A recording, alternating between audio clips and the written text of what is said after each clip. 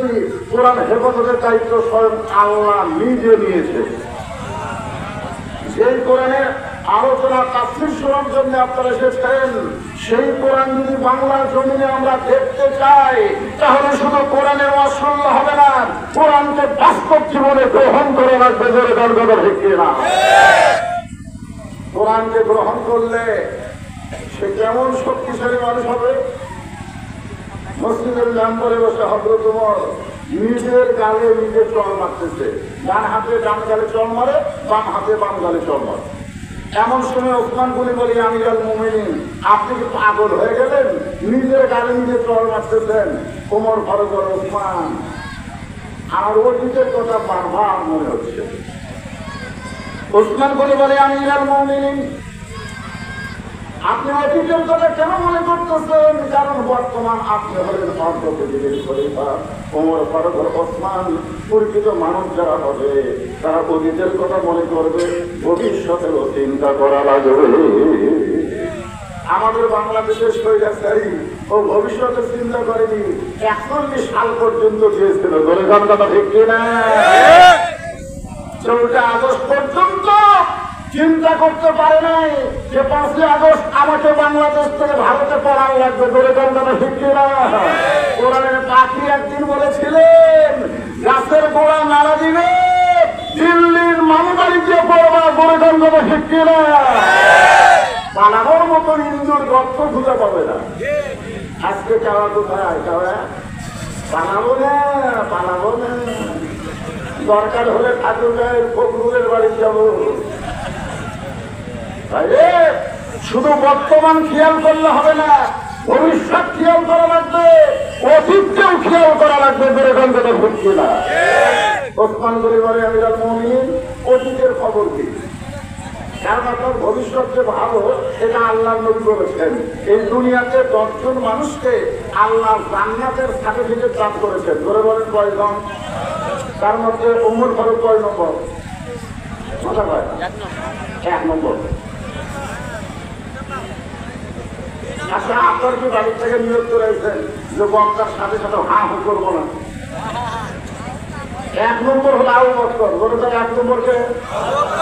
2 নম্বর হলেন হযরত ওমর, 3 নম্বর হলেন ওসমান গনি, 4 নম্বর হলো হযরত আলী, 5 নম্বর আব্দুর রহমান ইবনে আওফ, 6 নম্বর হলো জুবাইর, 7 নম্বর হলো তালহা, 8 নম্বর সাদ ইবনে আবু ওয়াক্কাস, 9 নম্বর আবু সাঈদ, আর 10 নম্বর হলো উবাদা ইবনে জাররাহ।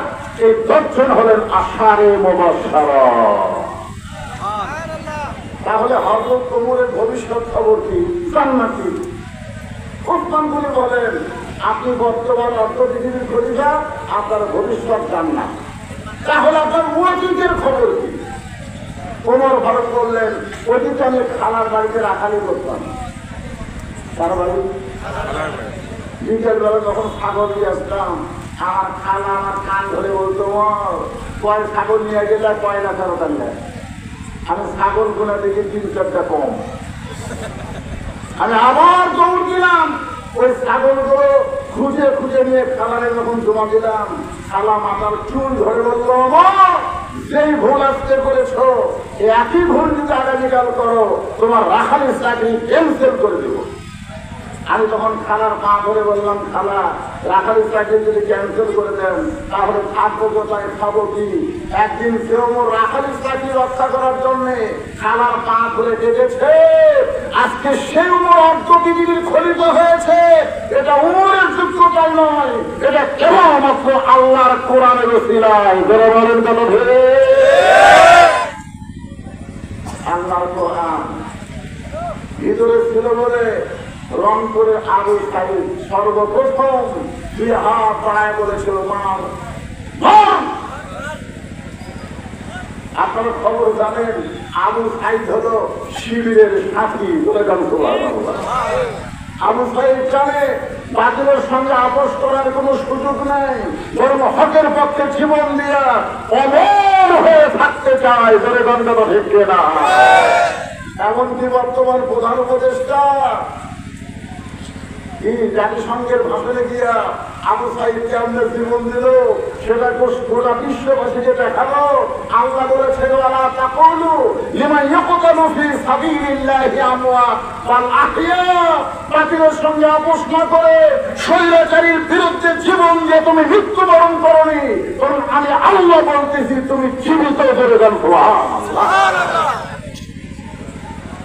কি ভাবতেছেন এ কোরআন যদি আমরা গ্রহণ করি আল্লাহ রাখাল থেকে অর্ধ পৃথিবীর খলিফা বানায় দেয়। এখন সমস্ত মুসলমানকে বলতে হবে এ কোরআনের ক্ষমতা আছে না নাই? জোরে বলা লাগবে, আছে না নাই? কেমন ক্ষমতা?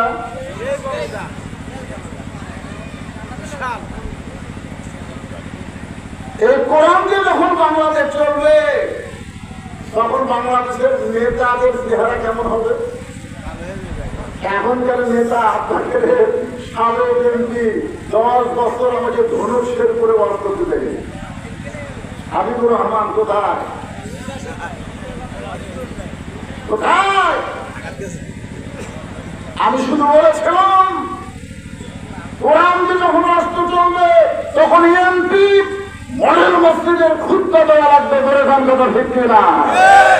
মসজিদ বানালে হবে না, প্রত্যেকটা মসজিদের খতিব হবে এলাকার বড় নেতা। আর নেতার মুখে দাঁড়িয়ে নেয় এই একটা কথায় আপনাদের এমপি আমাকে 10 বছর এই 2 থানায় ওয়াজ করতে দেয়নি। কি ভাবতেছেন কোরআনকে যখন রাষ্ট্র চলবে নেতা ইচ্ছা মতো চলতে পারবে না, নেতাকে চলতে হবে আল্লাহর কোরআন নবীর তরিকা অনুযায়ী। বলে বলেন কথা ঠিক কিনা? এই জন্য আল্লাহ কোরআনে বলেছেন আতিউল্লাহ ওয়া আতিউর রাসূল ওয়া উলিল আমরি মিনকুম, আল্লাহ অনুগত করো, নবীর তরিকা মোতাবেক চলো, আর তোমাদের আমিরকে তোমরা মানো। আমিরকে তোমরা মানো। বর্তমানে বাংলাদেশে একটা দলের আমির আছে মানে কথা আছে না? সব দলে আমির আছে, নেতা আছে, আমির অউলিল আমরি মিনকুম। জুমার দিনে আমির খুতবা দিচ্ছে, মাঝখান থেকে একজন মুসলিম দাঁড়িয়ে বলতেছে আমিরুল মুমিনিন আপনার খুতবা শুনবো না। ওমর ফারুক বললেন আমার অপরাধ কি? বলে আপনার অপরাধ হলো আপনি লম্বা খুতবা জবাব দিয়ে আমাদেরকে খাটো পাঞ্জাবি দিয়ে খুতবা দিচ্ছেন। আমাদেরকে খাটো পাঞ্জাবি দিয়ে আপনি লম্বা খুতবা কোথায় পালেন? এটা না বলা পর্যন্ত আপনার বক্তব্য আপনার খুতবা আমরা শুনবো না। আজকে যদি আপনারা বলেন এমপি সাহেব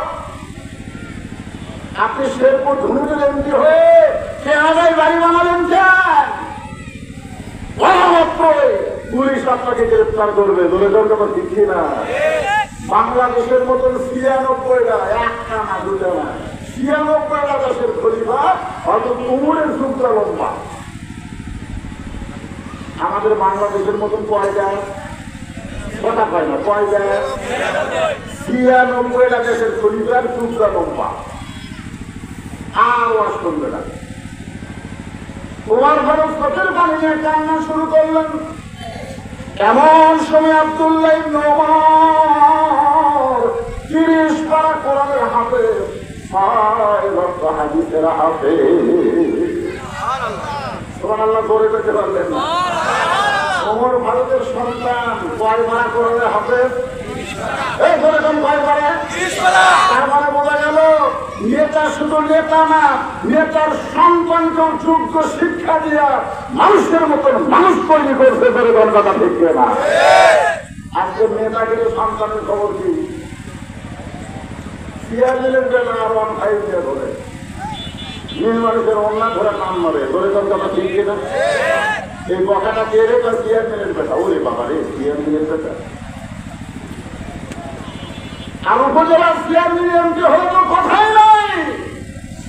অর্ধবিন্দুর খলিফা হযরত ওমরের সন্তান আব্দুল্লাহ বাবার পাশে দাঁড়ায় বলতেছে এ নবীর সাহাবীরা আমার বাবার লম্বা যুক্ত থেকে তোমরা খুতবা শুনবে না, কিন্তু আমার দিকে তাকায় দেখো। ওসমান গনি বললেন আব্দুল্লাহ আজকে জুমার দিনে সবাই নতুন কাপড় পরে নামাজ পড়তে আসবে, আর তুমি পুরাতন কাপড় পরে কেন নামাজ পড়তে আসলা?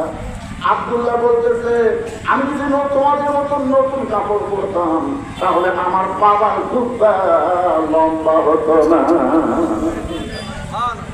আমি যদি তোমাদের মতন নতুন কাপড় পরতাম তাহলে আমার বাবার জুব্বা কি হতো না, লম্বা হতো না।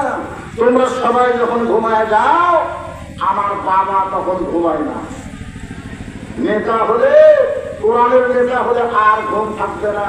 ইন্নাল্লাহা ইয়ামুরুকুম আন তুআদ্দুল আমানাতি ইলা আহলিহা ওয়া ইযা হাকামতুম বাইনান নাস আন তাহকুমু বিল আদল। বলেন সুবহানাল্লাহ। 6 বছর ধরে ন্যাংরামের কাজ করতে গেলাম।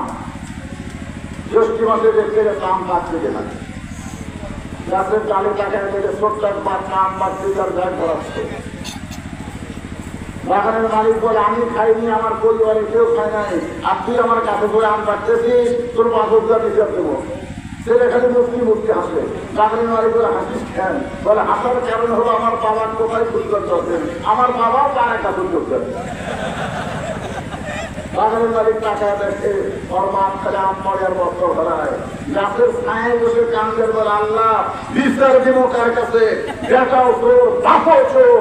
আমাদের বাংলাদেশের 16 বছর কোনো বিচার ছিল না।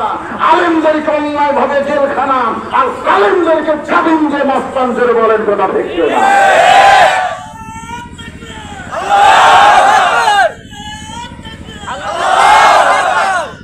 কোনো বিচার ছিল না। বিচারের নামে প্রহসন করেছে 50 বছর কোরআনের তাফসীর করো, যিনি আল্লাহর ওলি। প্রত্যেকটা মুসলমানের পরিচয় করতে তার জায়গা।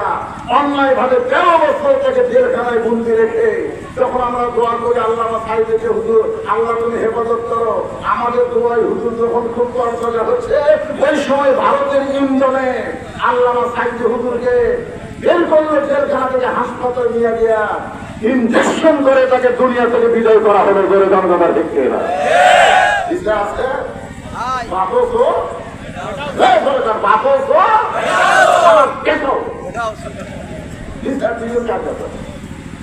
আর যখন আল্লাহর কোরআনের সমাজ চালু হবে, বিচার কারিগর।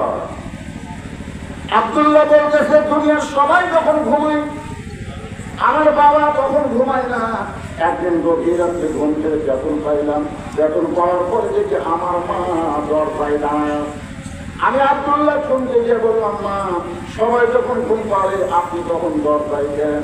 মা কান্দার বলে, আব্দুল্লাহ তুই জানিস না, যেদিন থেকে তোমার বাবা মদিনায় খলিফা হয়েছে সেদিন থেকে তোমার বাবা ঘুমায় না। সবাই যখন ঘুম পাড়ে তখন চোরের মতন চুপি চুপি মানুষকে কেমন কোথায় আছে দেখার জন্য ঘুরে বেড়া। কোনো র্যাব আছে? অর্থনীতির খলিফার কোনো র্যাব আছে? পুরো পুলিশ আছে? একা একা ঢুকতেছে। মদিনার মরুভূমিতে তাঁবু টাঙ্গানো, দূর থেকে হযরত ওমর দেখে তাঁবুর মধ্যে বাচ্চা কাঁদতেছে, আর মা বলতেছে, একটু ধৈর্য ধরো, গোস্ত সিদ্ধ হলেই তোমাদের খাবার দেব। ওমর ফারুক চমকে গেলেন। এত রাত হয়ে যায়, তারপরেও মায়ের গোস্ত সিদ্ধ হয় না। কাছে গিয়ে বললেন, মা দুমদার গোস্ত হলে 8 ঘন্টা লাগবে, উটের গোস্ত হলে 8 ঘন্টা লাগবে, এই গভীর রাত হয়ে গেছে, এখন পর্যন্ত আর গোস্ত সিদ্ধ হয় না, তোমার সন্তান ক্ষুধার গলায় কান্দে, তোমার কি দয়া মায়া নেই? মেয়েটা পর্দার ভিতর থেকে বলে, পতি এই গভীর রাত্রে তুমি আমার খবর কেন নাও? আমার বাড়ি হলে আমি দেশে, আমি শুনতে পাইলাম মদিনার খলিফা নাকি ওমর খুব ভালো মানুষ। আমি ওমরের কাছে আমার 2-3 বাচ্চাকে নিয়ে সাহায্য পাওয়া যায়। ওমরের দরবারে গিয়ে দেখি এত মানুষের ভিড়, আমি ভিড় ফেলে মহিলা মানুষ ওমরের কাছে যাওয়ার পারলাম না। আমি রাতের বেলা তাবু টাঙ্গাইছি, আগামীকাল সকালবেলা ওমরের দরবারে যাব। কিন্তু গভীর রাত্রে আমার 2টা সন্তান ক্ষুধার জ্বালায় যখন কাঁদতেছে, আমি তখন মা হয়ে তাদেরকে ঘুম পাড়ানোর সান্ত্বনা দেওয়ার জন্য কালি আর কাঠর পাত্রের মধ্যে দিয়ে আগুন জ্বালায় বলতেছি, বাবা এই গোস্ত সিদ্ধ হলেই তোমাদেরকে খাবার দেব। কিন্তু আমার 2টা বাচ্চার এত ক্ষুধা, ওদের চোখে ঘুম ধরতেছে না। আমার মনে হয় ফজর পর্যন্ত আমার সন্তানকে আমি বাঁচাতে পারবো না। সঙ্গে সঙ্গে হযরত ওমর বলে, মা একটু ধৈর্য ধরো না, একটু ধৈর্য ধরো। এক দৌড়ে বাইতুল মালের দরজায় আসমান ডাক দিলেন। আসমান বলে, আমি জন্মনি এই গভীর রাত্রে কি বলেন? বলে এক বস্তা খাবার আমার মাথায় উঠে এসে। আসমান বলতেছে, আপনি হলেন আমির, আমি হলাম চাকর, কোথায় খাবার বস্তা নিয়ে যাওয়া লাগবে আমার হুকুম দেন। ওমর ফারুক বলে, আসলাম রে, একজনের পাপের বোঝা আরেকজন কেউ টানবে না, যে আমার মাথায় উঠে এসে। বিশাল খাবার বোঝা যখন মাথায় উঠে যায়, ওমর ফারুক বস্তা নিয়ে যখন দৌড় মারতেছে, পিছন দিক থেকে আসলাম কান্দের বলে, আমিরাল মুমিন, এত জোরে দৌড়ালে যদি আপনি পড়ে যান আপনার কষ্ট হবে। ওমর ফারুক আসলাম রে, নির্দিষ্ট সময়ে যদি জায়গা মতো যাবার না করে তাহলে জাহান্নামের আগুনে আল্লাহ পাক আমাকে পুড়ায় ফেলবে। তারপর পাশে গিয়ে বললেন, মা রুটির হালুয়া তৈরি করো। মেয়েটা রুটি হালু তৈরি করে ওমর ফারুকের হাতে যখন যায়, ওমর ফারুক বলছে, এই 3 বস্তাকে তুই পুরাতে উপরে বসায় রুটি হালুয়া যখন ছিঁড়ে ছিঁড়ে মুখে যায়, 2টা বাচ্চা খায় আর ওমর ফারুকের চেহারার দিকে তাকায় থাকে। ওমর ফারুক গভীরাতে কামদের বলে, আল্লাহ এই অধমকে জাহান্নামের আগুন থেকে তুমি বাঁচায় দাও। মেয়েটা বলছেন, ঠিক ভালো মানুষের গল্প শুনেছি, জীবনে কোনো ভালো মানুষ দেখি নাই, আজকে তুমি এত ভালো, আমার বিশ্বাস হয় তুমি যদি মদিনার পরিবার হইতা তাহলে আল্লাহ মদিনাকে জান্নাত বানায়া দিত। আব্দুল্লাহ বলছেন, সাহাবীরা রে, তোমরা যখন ঘুমাও আমার বাবা তখন ঘুমায় না। গভীর রাত্রে আব্দুল্লাহ আমার দরজায় বলতেছে, আব্দুল্লাহ আব্দুল্লাহ, আমি দরজা করে তাকাই দেখি বাবা একটা কাপড়ের টুকরা নিয়ে দাঁড়ায়।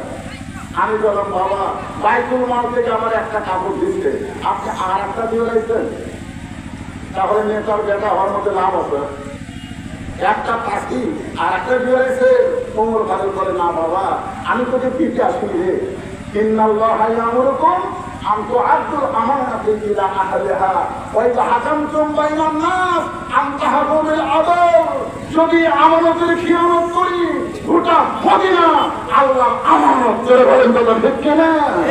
বরং এই কাপড়টা আমার গায়ে থাকতে হবে, তোরটা যদি আমার দান করিস, তোরটা আমারটা মিলে আমি একটা লম্বা যুদ্ধ বানাবার চাই।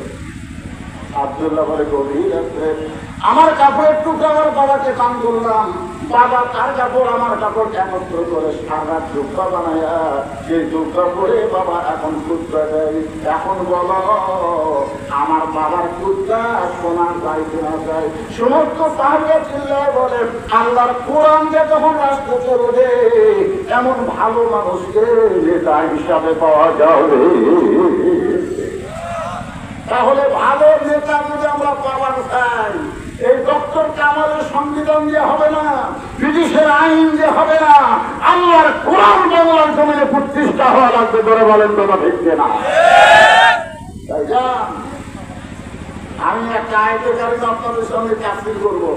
আমাদের কাহলে যে কোনো মানুষ যখন মারা যায়, মরার খবর শুনে সকলে বলে, ইন্না লিল্লাহি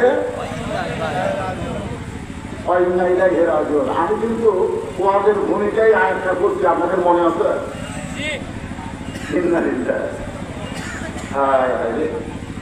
এখানে আল্লাহ কি বলতেছে আপনারা একটু মনোযোগ দিয়ে শুনবেন, গরমের দিনকে বেশি লম্বা হবে না। আল্লাহ বলতেছেন, ইজা মানে যখন আসবা তখন মুসিবত, তোমাদের উপরে বিপদ আপদ মুসিবত আসবে, বলবো তখন তোমরা বলবে ইন্না লিল্লাহি ওয়া ইন্না ইলাইহি রাজিউন। আপনারা বলেন তো বর্তমানে বাংলাদেশে সবচাইতে বড় বিপদ কি? কথা হয় না মানে? আচ্ছা, আপনার মনোজের মানুষ হলেই তো বগুড়া লোক, বগুড়া লোক না? আমার ভাষা কি আপনাদের বুঝতে অসুবিধা হচ্ছে? আমি কিন্তু এই ভাষা নিয়ে গোটা বাংলাদেশে বাস করি। কয়েকদিন আগে গাজীপুরে বাস করলাম, গাজীপুরের লোকেরা বলে, হুজুর মাঝে মাঝে একটু বগুড়ার ভাষা বলেন তো। তা আপনারা কি বুঝতেছেন? এই মুহূর্তে বর্তমানে বাংলাদেশের সবচাইতে বড় বিপদ কি? একজন দশে আমার হাসতে পারে। আমার এলাকার এক ছোট্ট বাচ্চা সব করে কান্দে, হুজুরের কাছে দোয়া চাইছে, হুজুর দোয়া পড়ে মুখ দিতে কান্নার বেড়ে গেছে। হুজুর কি দোয়া দিলেন কান্দে, তখন আয়াতুল কুরসি পড়ে এক গ্লাস পানি ফুলতে পরে পানি ছিল, পানি তিনবার ফিরানোর পরে কান্না আরো বাড়িতে। মা তখন মনে মনে দোয়া দরুদ আর বরকত চাইলে। এক মাস পরে হুজুরের সাথে দেখা, মা তোমার সন্তান যে কানতেছে, বলে হুজুর আপনার দোয়া দরুদের কান্না থামিনি। তো বলে কি থামলো, বলে এখন যখনই কান্দে একটা মোবাইল আপনি চালু করে দেন আর কান্না করবে। একটা ছোট্ট বাচ্চার কান্না খাওয়ানোর জন্য বর্তমানে বাংলাদেশে মোবাইল লাগতেছে, ধরে ধরে কোনো ঠিক ছিল আজকে এইগুলো করার জন্য আমাদের যুবকগুলো সব নষ্টের পথে চলে গেছে। ধরে ধরে কোনো যুবকেরা বসে থাকে, 4 জন যুবক যদি এক জায়গায় বসে আমাদের গল্প নেই। আগে আমরা বহু গল্প করতাম, গল্প নেই 4 জনে মনোভাব করতেছে। মানে মোবাইল হাতের মধ্যে যে ফেসবুক আছে, কি পায় 4 জন গেম খেলতে গেলে এই করতে